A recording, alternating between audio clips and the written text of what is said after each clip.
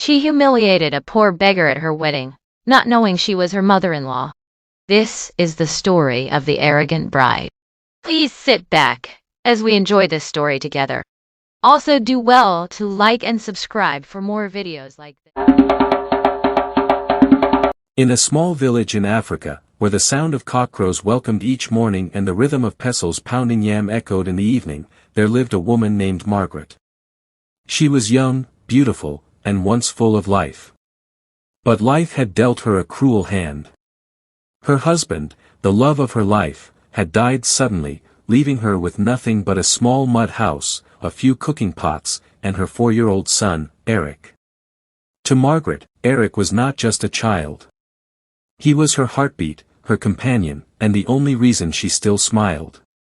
Each time she looked into his innocent eyes, she saw hope, and though they often went to bed hungry, Margaret always found comfort in holding her son close to her chest. One fateful afternoon, after a long morning of labor in the sun, Margaret's stomach rumbled from hunger. Eric too clutched his little belly, his lips dry.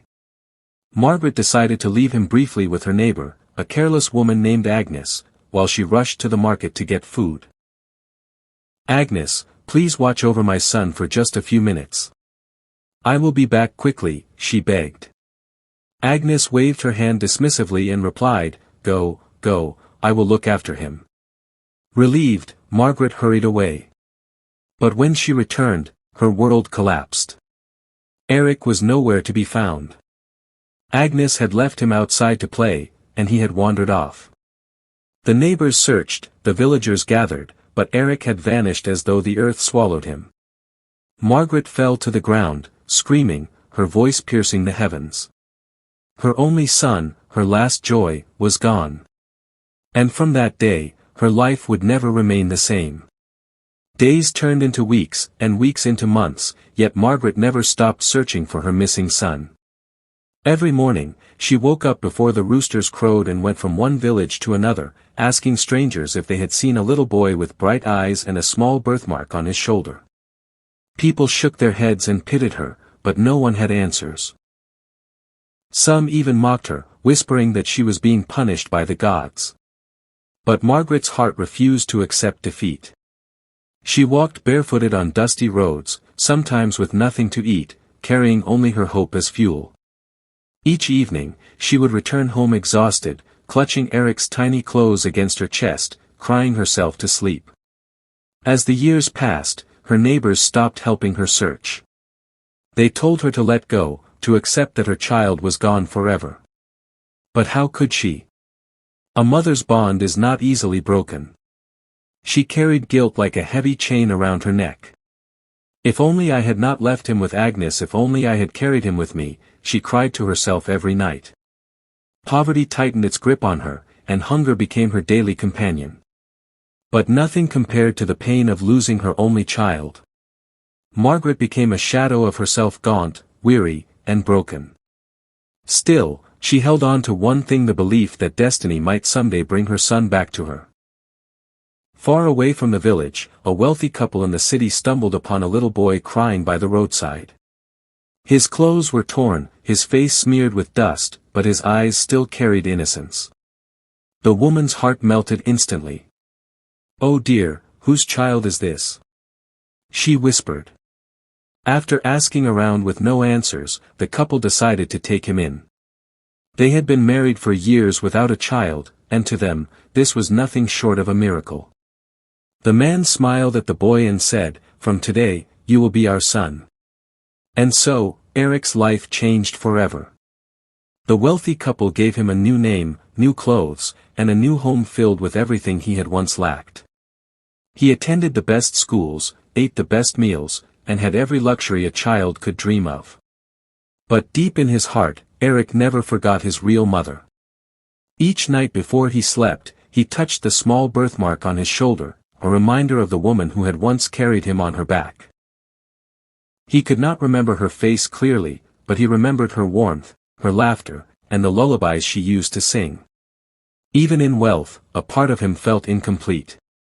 Eric grew into a fine young man, intelligent, handsome, and admired by many.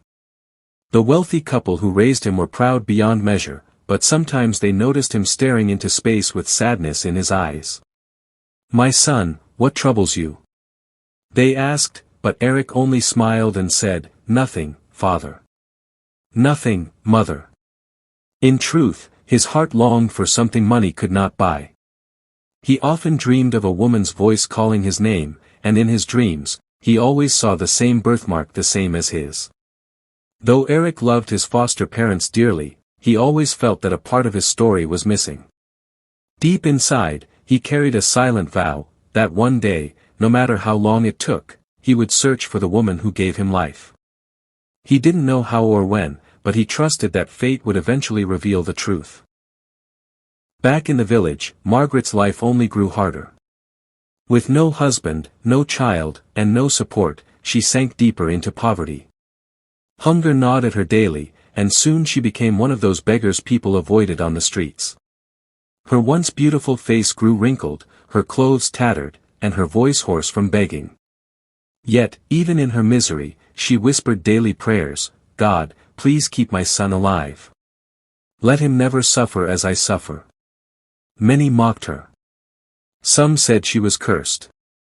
Others spat at her when she stretched out her hand for food. But she never stopped believing that life had more in store for her.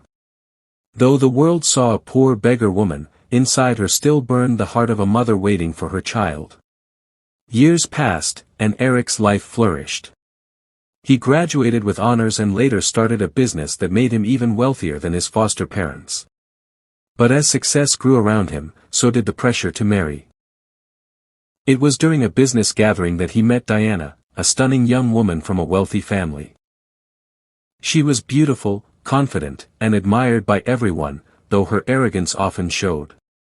Eric was captivated by her beauty and charm. Against his better judgment, he pursued her. Soon, they became engaged. Friends and family celebrated, for it seemed like a perfect match, two wealthy families uniting. Little did Eric know that Diana's heart was full of pride and disdain for the poor. The wedding was the talk of the town. Invitations spread far and wide, musicians were hired, and cooks prepared mountains of food. On the wedding day, the hall glittered with decorations, and the aroma of delicacies filled the air. Guests arrived in fine clothes, and the celebration was fit for royalty. Eric's foster parents were overjoyed, while Margaret, hungry and weak, heard about the grand feast and decided to attend quietly, hoping only to find food. She wrapped herself in her only cloth, patched in many places, and walked into the hall timidly. People looked at her with disgust, but she ignored them and stretched out her plate, hoping someone would serve her a little rice. She did not know that destiny was leading her to the most important moment of her life. As Margaret collected a plate of food, Diana, the bride, noticed her. Rage burned in her eyes. "Who allowed this filthy beggar into my wedding?" she shouted. The hall went silent. Guests turned to watch as Diana marched toward Margaret. Without mercy, she snatched the food from her hands and spat at her feet. "You are too dirty to eat with us. Get out before I throw you out myself." Margaret trembled, her lips shaking as tears rolled down her cheeks. "Please, my daughter, I am only hungry," she whispered. But Diana only grew angrier.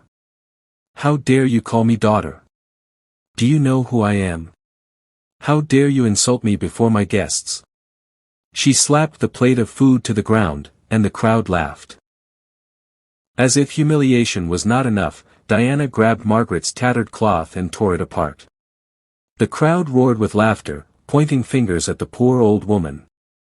Margaret covered herself in shame, sobbing as she begged for mercy. But Diana's pride blinded her. She wanted the beggar thrown out immediately. Just then, as Margaret's cloth slipped off her shoulder, something caught Eric's eye. His heart stopped. There, on her shoulder, was a mark, the exact same birthmark he had carried since childhood. Eric's hands shook as he rose from his seat. "Wait!" he shouted. The music stopped, and everyone turned to him. He rushed toward the trembling old woman and knelt beside her. His eyes filled with tears as he touched the mark on her shoulder. "Mother?" he whispered. The hall gasped. Margaret looked at him in confusion, then at his shoulder where the same birthmark rested. Her eyes widened, her mouth opened, and she cried out, "My son." She collapsed into his arms, sobbing uncontrollably. The hall fell silent, and even Diana froze in shock.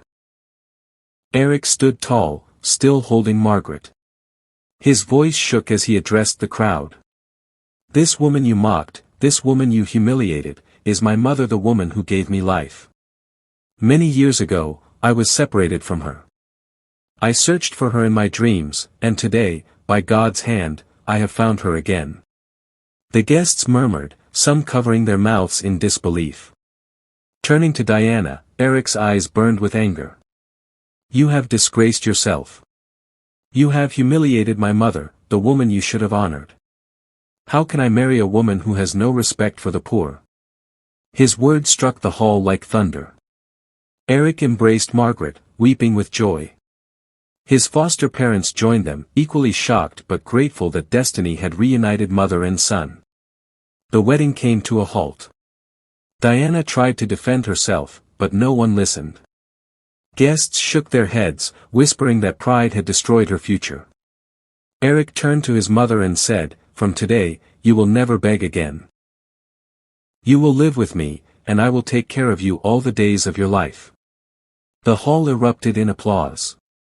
And so, Margaret's tears turned into joy. The story spread far and wide, carrying a powerful lesson. Never look down on the poor, for you do not know who they truly are. Destiny has a way of lifting the lowly and humbling the proud.